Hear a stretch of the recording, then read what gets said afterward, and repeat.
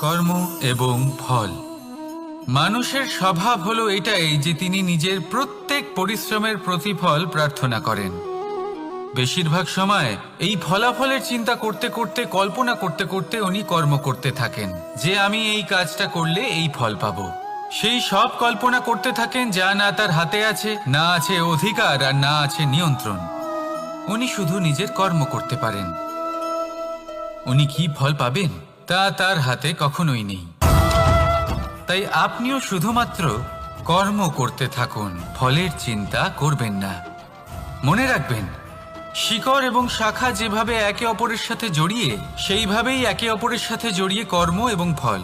যেরকম কর্ম আপনি করবেন সেরকম ফল আপনি অবশ্যই পাবেন।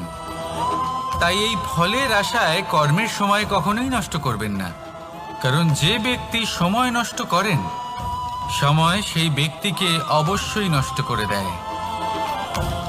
কর্ম করুন নিঃস্বার্থভাবে, ফলের চিন্তা করবেন না, আর আমার সাথে ভালোবেসে বলুন রাধা রাধা। কর্ম এবং ফল। দেখতে গেলে এই সমস্ত ব্রহ্মাণ্ড এই দুইয়ের মাঝেই স্থির হয়ে আছে। মানুষজন কর্ম করেন ভালো ফল লাভের আশায়, আর ভালো ফল লাভের আশায় উনি এটাই ভুলে যান যে উনি যে কর্ম করছেন তা কি করছেন। আমি বলেছিলাম কর্ম করুন ফলের চিন্তা না করে, কিন্তু কি কর্ম করছেন সেই বিষয়ে ভাবাটাও অত্যন্ত আবশ্যক। নয়তো অনেক সময় আমরা এমন কর্ম করে ফেলি যা না চাইতেও বিষে পরিণত হয়, যা হয়েছে দুঃশাসনের সাথে, দুর্যোধনের সাথে, গুরু দ্রোণের সাথে। একজনের মানসিকতা উচিত ছিল না, একজনের বিবেক উচিত ছিল না, আরেকজন যে পক্ষ নির্বাচন করেছিলেন সেই পক্ষ উচিত ছিল না। আর যা কিছু ওনাদের সাথে হলো, আপনার, আমার, আমাদের সকলের সাথে তা হতে পারে। আমি বলেছিলাম কর্ম করুন, ফলের চিন্তা করবেন না, কিন্তু এই কর্মের বিষয়ে বিচার করে দেখাটাও ততটাই আবশ্যক। দেখুন, কর্ম করার উচিত প্রক্রিয়া ফলের চিন্তা না করা, কিন্তু যদি আপনার কর্ম শুভ হয় তাহলে তার ফলও নিয়তি আপনাকেই দেবে। সর্বদা কর্ম করার সময় এটা ভাবুন যে আপনার এই কর্ম এই সংসারকে, এই সমাজকে, আপনার পরিবারকে, আপনার আশেপাশের মানুষজনকে কোন দিশায় নিয়ে যাবে। যদি এটা সবার জন্য মঙ্গলময় হয় তাহলে কর্ম করতে থাকুন।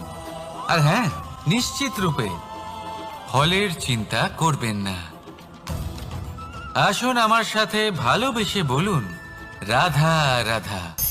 বটবৃক্ষের বীজ সর্ষের দানার থেকেও ছোট হয়, কিন্তু যখন তা নিজের রূপ ধারণ করে তখন তা বিশাল বৃক্ষের আকার ধারণ করে, যা সহস্র বছর ধরে বেঁচে থাকে, ছায়া প্রদান করে, পাখিদের আশ্রয় প্রদান করে, আর দেয় পথচারীদের বিশ্রাম করার স্থান। কেন? কারণ সেই ছোট বীজ তা মাটির ভেতরে গিয়ে নিজের খোলস ত্যাগ করে।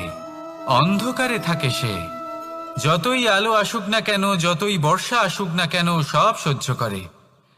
আর তারপরে একটা চারা গাছ অঙ্কুরিত হয়, তারপর ধীর গতিতে একটা বিশাল বৃক্ষতে পরিণত হয়।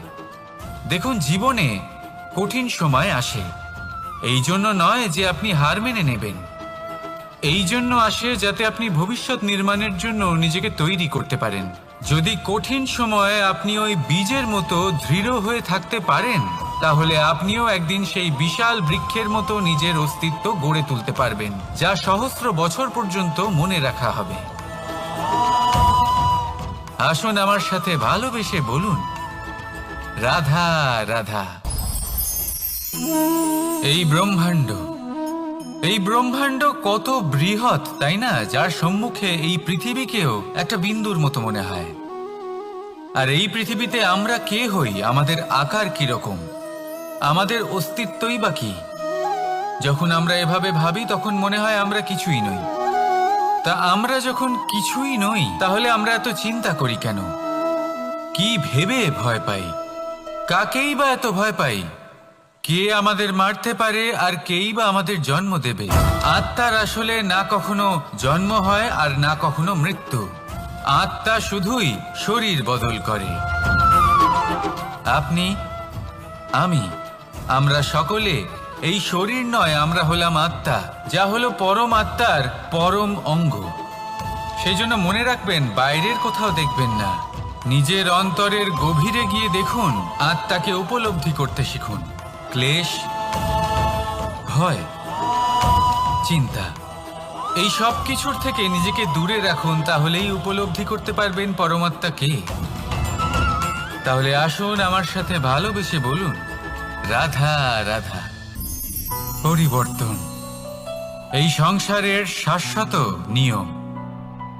কোনো রাজা নেই যিনি চিরকাল রাজা থাকেন, কোনো ধনী ব্যক্তি নেই যিনি চিরকাল ধনী থাকবেন। এই সংসারে সূর্যের স্থান নেওয়ার জন্য চন্দ্রিমার আগমন ঘটে। কোনো স্থান যাকে পতিত বলা হয়েছিল সেখানে মহল তৈরি হয়েছে। কোনো স্থান যাকে আজ মলিন বলা হয়েছে কাল সেখানে মন্দিরও স্থাপন হতে পারে।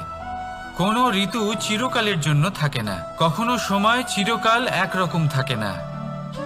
আজ যা আপনার কাছে রয়েছে কাল অন্য কারোর ছিল, আজ যে আপনার কাছে রয়েছে কাল তা অন্য কারোর কাছে চলে যাবে।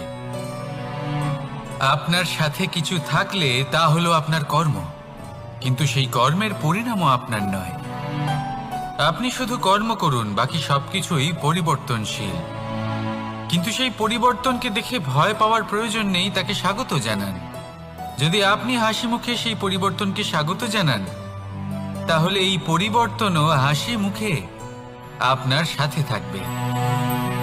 আসুন আমার সাথে ভালোবেসে বলুন, রাধা রাধা। সঞ্চয়। মানুষের যখন থেকে বোধবুদ্ধি হয় সঞ্চয় করতে আরম্ভ করে দেন। সঞ্চয় করতে থাকেন ভোজনের, সঞ্চয় অর্থের, সঞ্চয় শক্তির। নিজের জন্য করেন, নিজের পরিবারের জন্য করেন, নিজের স্ত্রীর জন্য করেন, সন্তানের জন্য করেন, সন্তানের সন্তানের জন্য সঞ্চয় করেন। সঞ্চয় করার জন্য ওনার কাছে অনেক কারণ রয়েছে, কারণ উনি এটা ভাবেন যে এই সঞ্চিত শক্তির জন্য কেউ ওনার কোনো ক্ষতি করতে পারবে না। মানুষ ভুলে যান একটা গুরুত্বপূর্ণ কথা, এই সত্য, উনি এই সংসারে খালি হাতেই এসেছিলেন, আর এখান থেকে ওনাকে খালি হাতেই যেতে হবে। যা এখানকার তা এখানেই থেকে যাবে। আর যদি কিছু ওনার সাথে যায় তা হলো ওনার কর্ম, আর কিচ্ছু নয়। তাই যদি কিছু অর্জন করতে চান তাহলে শুভ কর্ম অর্জন করুন, আত্মশক্তি অর্জন করুন, কারণ পরলোকে এটাই হবে আপনার সম্পত্তি। তাহলে কি এটা আপনি অর্জন করতে চান না? আসুন আর আমার সাথে ভালোবেসে বলুন, রাধা রাধা। সদিচ্ছা। দেখতে গেলে 3 অক্ষরে তৈরি এই শব্দ, কিন্তু সমস্ত ত্রিলোক তার উপরেই আধারিত। আপনি এই সংসারে এসেছেন, তখন অবশ্যই শ্বাস নেবেন, কিন্তু তার বদলে আপনাকে কিছু তো দিতেই হবে। আপনার উপর নির্ভর করছে আপনি কি দেবেন। কি দেবেন এই সংসারকে, এই সমাজকে, নিজের পরিবারকে, আর তার বদলে কি নেবেন? যশ নাকি অপযশ? দেখুন, এক ছিল রাবণ, যে কিনা সমুদ্র পার করলো সীতাকে অপহরণ করার জন্য, আর এক ছিলেন রামচন্দ্র, যিনি সমুদ্র পার করেছিলেন, সেতু বানিয়ে গিয়েছিলেন সীতাকে ফিরিয়ে নিয়ে আসার জন্য। দুজনেই সমুদ্র পার করেছিলেন, শুধু পার্থক্য ছিল সদিচ্ছাকে বোঝার, লক্ষ্যের। অনেক মানুষের যাত্রা একরকম হতেই পারে, কিন্তু আনন্দ তখনই লাভ করবেন যখন লক্ষ্য শুভ হবে, মহান হবে। এই লক্ষ্য দিয়ে এই সংসারের কল্যাণ হবে এবং মানুষের সম্মান হবে। যদি আপনার সংকল্প উচিত হয় তাহলে আপনার লক্ষ্য উচিতই হবে, নয়তো শুধুমাত্র বিনাশ হবে। আর উচিত এটাই হবে যে বিনাশের হাত থেকে যেন নিজেকে বাঁচানো যায়, কি বলেন? তাই জীবনে যে লক্ষ্য স্থির করছেন মনে রাখবেন তা যেন শুভ লক্ষ্য হয়। যদি এরকম হয় তাহলে আপনার যাত্রা, আপনার জীবন দুটোই শুভময় হবে। আসুন আর আমার সাথে ভালোবেসে বলুন, রাধা রাধা। সুরক্ষা। এই সুরক্ষা আসলে কি? এটা কি কোনো কবচ নাকি কোনো সীমা? এই সুরক্ষা আসলে অন্য কিছু। আমাদের মাতা পিতা, আমাদের প্রিয়জন, আমাদের বন্ধু, এই সমাজ, আমাদের শুভাকাঙ্ক্ষী, আমাদের আত্মীয়, এনারা সবাই আমাদের জীবনে কোনো না কোনো ভাবে সুরক্ষা দিয়ে থাকেন, একটা কবচ দিয়ে থাকেন কোনো না কোনো রূপে। কিন্তু দেখতে গেলে আমাদের পরাক্রমের পথে আমাদের বীরত্বের পথে, আমাদের সাহসের পথে এই সুরক্ষাই সব থেকে বড় বাধা হয়ে দাঁড়ায়। একবার ভেবে দেখুন, যদি আপনি কোনো সুরক্ষাই না পান, বা যদি আপনি এই সুরক্ষা ভেঙে বাইরে আসতে পারেন, তাহলে আপনার বীরত্ব চরম সীমায় পৌঁছে যায়। কেন? কারণ তখন আপনি জানেন যে এই সংসারের সম্মুখীন আমাদের নিজেদেরই হতে হবে। আপনি বুঝে যান যে শত্রুর সম্মুখীন এবার নিজের বলের দ্বারা, নিজের পরাক্রমের দ্বারা, নিজের সাহসের দ্বারা করতে হবে। আর তখন আমাদের মনের মধ্যে এই শক্তি জাগ্রত হয়। এই শক্তি অন্তরেই বসবাস করে। শুধু এটা চিনে নিতে হবে, একে জাগ্রত করতে হবে। আর এটা সুরক্ষা ভেঙে যাওয়ার পরেই সম্ভব হয়। আর যারা নিজের শক্তি সম্পর্কে জানেন, যিনি নিজেই জানেন তিনি কতটা শক্তিশালী, তিনি নিজেই নিজের সুরক্ষা কবচ চিরকালের মতো ভেঙে ফেলে দেন, ঠিক কর্ণের মতো। আর তারপরে দেখুন, আপনার পরাজয় হোক বা বিজয়ী হোক না কেন, সেটাই অনেক বড় হয়, সেটাই প্রশস্ত হয়ে থাকে। সেই জন্য ত্যাগ করুন নিজের ভয়কে, নিজের আশেপাশের এই সুরক্ষা চক্রকে ভেঙে ফেলুন, আর সম্মুখীন হন এই সংসারের নিজের শত্রুর সম্মুখীন হন। পরাক্রমের এই অঙ্কুর, তা অঙ্কুরিত হওয়ার জন্য বীজের উপরের এই কবচ, এটা ভেঙে যাওয়া অতি আবশ্যক। আসুন আমার সাথে ভালোবেসে বলুন, রাধা রাধা। যখন আমরা হাঁটতে থাকি আর আমাদের পায়ে কাঁটা বিঁধে যায়, তখন মুখ দিয়ে আহ বেরিয়ে আসে, কান্না চলে আসে, আর অনেক সময় অভিশাপও বেরিয়ে আসে। কিন্তু আমরা কি কখনো এটা এইভাবে দেখেছি, এইভাবে ভেবেছি যে আমরা যে পথে চলেছি সেই পথে কাঁটা বিঁধেছে, নাকি আমরা সেই পথ নির্বাচন করেছি যাতে শুধুই কাঁটা রয়েছে?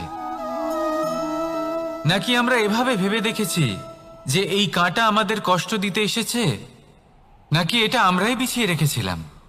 সাবধান থাকা উচিত ছিল, কারণ কাঁটা বিঁধলে যন্ত্রণা হবে, চিৎকার করে ফেলতে পারি, মুখ থেকে অভিশাপও বেরিয়ে আসতে পারে। কিন্তু এই অভিশাপ শুধুমাত্র আমাদের তরফ থেকে অভিশাপ হয়, সামনের ব্যক্তিটির উপরও নির্ভর করে। এবার সেই ব্যক্তি যদি এমন হয় যে ফুল আর কাঁটা এই দুই সমানভাবে গ্রহণ করতে পারে, তার কাছে অভিশাপও বরদানে পরিণত হয়। শেষ পর্যন্ত ব্যাপারটা দাঁড়ায় ভাবনা, চিন্তা, দৃষ্টিভঙ্গির ওপর। কারণ আপনার এই ভাবনাই সত্যি হয়ে সামনে আসে। সেই জন্য এই ভাবনা, চিন্তা, মানসিকতাকে গুরুত্ব সহকারে দেখবেন। এই বিবেচনা নিয়ে বিবেচনা করতে শিখুন। আমার কথার অর্থ হলো যে জীবনে যখন এরকম কিছু একটা ঘটবে, তখন ভেবে দেখুন যে এরকম কেন হলো। আপনি কি এমন কোনো কর্ম করেছিলেন যার কর্মফল এটা? এমন কোনো কাজ যা অনুচিত ছিল, অসত্য ছিল, যা অভদ্রতার কারণ ছিল? ভেবে দেখা প্রয়োজন। দেখুন, ইচ্ছে হলো আপনার যে আপনি কি করতে চান, ভাবনা আপনার, সত্য আপনার, জীবন আপনার, সিদ্ধান্ত আপনার। আসুন আর আমার সাথে ভালোবেসে বলুন, রাধা রাধা। সময়, এই সময় আসলে কি? এই সময় একটা সরল রেখা তো কখনোই নয়। সময় হলো একটা চক্র, যেখানে এর আদি সেখানেই হলো এর অন্ত, আর যেখানে তা শেষ হয় সেখান থেকেই তার শুরু হয়। এই সময় একটা অত্যন্ত বিচিত্র চিন্তা, বিচিত্র ভাবনা, একটা বিচিত্র বস্তু যা কেউ বুঝতে পারেন না। এই সময়ের লীলা, এর কোনো প্রমাণ নেই, কোনো জ্ঞান নেই, কোনো পরিমাপ নেই। শুধু এটুকু আমরা জানতে পারি, যেখানে শেষ হবে সেখান থেকে একটা নতুন সূচনাও হবে। যা আজ আপনার কাছে আছে, কাল অন্য কারোর কাছে যাবে, তারপরে তার কাছ থেকেও অন্য কারোর কাছে যাবে, তারপরে তার থেকেও ছিনিয়ে নেওয়া হবে। এই নিয়তির একজনের কাছ থেকে অন্যজনের কাছে আদান প্রদানের এই সময় হলো আপনার সময়। এই সময়ের সদ্ব্যবহার করুন, এই সময়কে বাঁচুন। আপনাকে শুধু এটাই সুনিশ্চিত করতে হবে যে আপনি কোন পক্ষে আছেন। আর সত্যি বলতে কি, আপনার জীবনের পরিণাম নির্ভর করে আপনার নির্বাচনের ওপর। আপনি কোন পক্ষ নির্বাচন করছেন। তাহলে মনে রাখবেন, জীবনে সেই পক্ষই নির্বাচন করবেন যা চয়ন করার পরে আপনি সুখ অনুভব করবেন, আপনি সন্তোষ লাভ করবেন, প্রসন্নতা লাভ করবেন। আর আমি এটাই সুনিশ্চিত করব যে এই পক্ষ যেন শান্তির পক্ষ হয়, এই পক্ষই যেন প্রেমের পক্ষ হয়। তাহলে চিন্তা করবেন না, আর আসুন আমার সাথে ভালোবেসে বলুন, রাধা রাধা। দৃষ্টি আর দৃষ্টিভঙ্গি, এই সমগ্র লীলা হলো এই দুইয়ের। বিচিত্র হতে পারে, কিন্তু এটাই সত্যি। এবার আপনাকে একটা উদাহরণ দিয়ে বোঝাই। অনেক সময় আপনি কোনো ব্যক্তিকে এটা বলতে শুনবেন যে আমি আমার নিজের উপরে গর্ব করি, আমি নিজেকে নিয়ে গর্ব করি, আমি খুব ভালোভাবে আমার মা বাবার সেবা করি, ওনাদের আমি সবসময় সুখী রাখি, ওনাদের আমি একটা বাড়ি দিয়েছি, সকল সুখ সুবিধা দিয়েছি, ওনাদের জীবনে প্রত্যেক জিনিস দিয়েছি আর দেব যা তাদের প্রয়োজন। এবার আমাকে বলুন যে আপনি কে হন। আপনি হলেন সেই বীজ যা আপনার মাতা পিতা রোপণ করেছেন। আপনার মা বাবাই আপনাকে এই সংসারে জন্ম দিয়েছেন। এবার এইসব কথার কি তাৎপর্য? এই হলো সেই ব্যক্তির দৃষ্টিভঙ্গি। এবার দেখা যাক এই প্রকৃতি আমাদের কি শেখায়। কখনো কোনো গাছকে দেখবেন, যখন সেই গাছে ফল আসে, সে মালিকে এটা বলে না যে দেখো আমি তোমাকে ফল খেতে দিচ্ছি। সেই বৃক্ষ এটা বলে না যে দেখো আমি তোমায় আহার করতে দিচ্ছি, কারণ ও জানে যে এটা হলো সেই মালির পরিশ্রম, এটা হলো তারই কর্মের ফল, আর এটা তারই পাওয়া উচিত। সে বলে যে তোমার জিনিস তোমাকেই অর্পণ করলাম, এ আমার জিনিস নয়। ও জানে সেই মালির গুরুত্ব আসলে কি। এটা হলো তার দৃষ্টিভঙ্গি। সেই জন্য আপনি জীবনে কোন ব্যক্তির মধ্যে, কোন পশু পাখির মধ্যে, কোন প্রাণীর মধ্যে, কোন পরিস্থিতিতে, কোন আবেগের মুহূর্তে কি দেখতে পাচ্ছেন, সেটা আপনার দৃষ্টিভঙ্গির উপরে নির্ভর করছে। তাই নিজের মনে ধন্যাত্মক ভাব জাগ্রত করুন, শুভ চিন্তা নিয়ে আসুন। এই ভাবনাই সত্য হয়ে সামনে আসবে। এই দৃষ্টিভঙ্গি এমন হয়ে যাবে যে আপনার জীবনে সবকিছুই শুভ হবে। তাহলে আসুন আর আমার সাথে ভালোবেসে বলুন, রাধা রাধা। প্রতিশোধ অথবা কাউকে দুঃখ দেওয়ার ভাবনা, যদি এটা আপনার মনে থাকে, তাহলে আপনি নিজের মনেই যন্ত্রণার একটা বিশাল বৃক্ষ রোপণ করছেন, এটা মনে রাখবেন। কারণ কাউকে দুঃখ দেবার এই ভাবনা, এটা হলো সেই বীজ যা আপনার মনেই পতিত হবে, আপনার মনেই অঙ্কুরিত হবে, আর আপনার মনেই একটা বিশাল বৃক্ষরূপে বেড়ে উঠবে। জীবন আপনার, কর্ম আপনার, কাউকে দুঃখ দেবার ভাবনা আপনার ছিল, এই বৃক্ষ হলো আপনার, তাই এর ফলও আপনিই পাবেন, যা গ্রহণও আপনাকেই করতে হবে। মনে রাখবেন, যে মানুষ এটা ভাবে যে আমি ওকে দুঃখ দেব, ওকে কষ্ট দিতে চাই আমি, সেই মানুষই দুঃখ আর কষ্ট পেয়ে থাকে। যদি সেই জায়গায় আপনি এটা ভাবেন যে আমি কাউকে সুখী করে তুলতে চাই, কাউকে সুখ প্রদান করতে চাই, তাহলে তারও বীজ আপনার মনেই রোপণ হবে, বৃক্ষে পরিণত হবে, যার ফলও আপনিই পাবেন। এখানে বিষয়টা হলো শুধু মানসিকতার চিন্তা, যা সত্য হয়ে আপনার সামনে আসে। তাহলে এই মানসিকতা শুভ করুন, সবার জন্য মঙ্গল কামনা করুন। অন্যের মনে আপনার জন্য ভালো চিন্তা থাকুক বা না থাকুক, আপনি সবার জন্য শুভ চিন্তা করে কর্ম করতে থাকুন, তাহলে আপনার সাথেও ভালোই হবে। তাহলে আসুন আর আমার সাথে ভালোবেসে বলুন, রাধা রাধা। সুখ আর অভিজ্ঞতা, এই দুই জীবনে একসাথে কখনোই আসে না। মনে রাখবেন, যেখানে সুখ থাকে সেখানে অভিজ্ঞতা থাকে না, আর যখন এই সুখ আমাদের জীবন থেকে দূরে চলে যায়, তখন আমাদের জীবনে আসে এই অভিজ্ঞতা। পরমাত্মা, প্রকৃতি, নিয়তি এই অভিজ্ঞতাকে আমাদের জীবনে পাঠান, যাতে আমরা একটা অত্যন্ত গুরুত্বপূর্ণ শিক্ষা, একটা জ্ঞান প্রাপ্ত করতে পারি। এই অভিজ্ঞতা আমাদের শেখায় যে অতীতে এমন কি হয়েছিল যা আমাদের করা উচিত হয়নি। আমাদের শেখায় ভবিষ্যতে এমন কি আছে যা আমাদের করা উচিত আর কি করা উচিত নয়। দেখতে গেলে এই অভিজ্ঞতা আমাদের সেই শিক্ষা দেয় যার জন্য আমরা সুখের দিকে উচিতভাবে অগ্রসর হতে পারি। সেই জন্য জীবনে যখনই দুঃখ আসবে, দুঃখের এই সময় আসবে, তখন হতাশ হবেন না। বোঝার চেষ্টা করুন এই পরিস্থিতি কেন এসেছে, কি শিক্ষা দিতে এসেছে। যদি আপনি সেই জ্ঞান লাভ করেন, সুখের পথে অগ্রসর হন, তাও উচিত রূপে, তাহলে এই অভিজ্ঞতার উদ্দেশ্য পূরণ হয়ে যায়। তাহলে আসুন আর আমার সাথে ভালোবেসে বলুন, রাধা রাধা। জীবনে শিখরে পৌঁছানোর জন্য মানুষের কি প্রয়োজন হয়ে থাকে? সিঁড়ির। কিন্তু তাও প্রত্যেক মানুষ, প্রত্যেক ব্যক্তি শিখরে পৌঁছতে পারেন না। এর কারণ কি?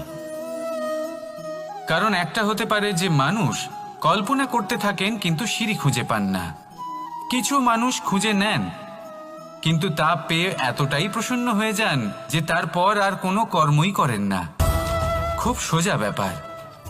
অনেক মানুষ সিঁড়ি খুঁজে পান না, আর যদি পেয়েও যান তাও যতক্ষণ না তাতে চড়ছেন সেই শিখরে পৌঁছবেন কি করে? যতক্ষণ না আপনি পরিশ্রম করছেন, যতক্ষণ না সেই সিঁড়িতে আপনি চড়ছেন, যতক্ষণ না ক্লান্ত হচ্ছেন, আপনার পায়ে হাঁটুতে ব্যথা না হচ্ছে, ততক্ষণ এই শিখরে পৌঁছানোর সৌভাগ্য লাভ করতে পারবেন না। তাহলে কল্পনার সাথে কর্ম করুন, পরিকল্পনার সাথে পরিশ্রম করুন, সব কিছু পাবেন। আসুন আমার সাথে ভালোবেসে বলুন, রাধা রাধা। সমস্যা, কঠিন সময়, সংকট, বিপদ কার জীবনে নেই? প্রত্যেকের জীবনে আছে। কিন্তু আমাকে একটা কথা বলুন, যদি নৌকায় ঢেউকে ভয় পেতে শুরু করে তাহলে সাগর পার করবে কে? কখনো কোনো ছোট্ট পিঁপড়েকে দেখেছেন যে আকারে হয়তো ছোট হতে পারে কিন্তু বড় শিক্ষা দিয়ে যায়? কিন্তু আমরা শিখি না। এবার দেখুন একটা পিঁপড়েকে যে ভোজনের খোঁজে বাইরে বের হয়, একটা ছোট্ট দানা তুলে নেয়। ছোট দানা তোলে কারণ তার থেকে বেশি সে তুলতেই পারবে না। সে দানা নিয়ে চলতে শুরু করে, কোনো দেওয়ালে উঠে পড়ে, আবার পড়েও যায়। সেই দানা দূরে কোথাও একটা পড়ে যায়, তা আবার খোঁজে, তুলে নেয়, আবার চলতে থাকে। পড়ে যায় আবার ওঠে, পড়ে যায় আবার ওঠে। সেই দানাটা রেখে দেয়, আবার বেরিয়ে পড়ে ভোজনের খোঁজে।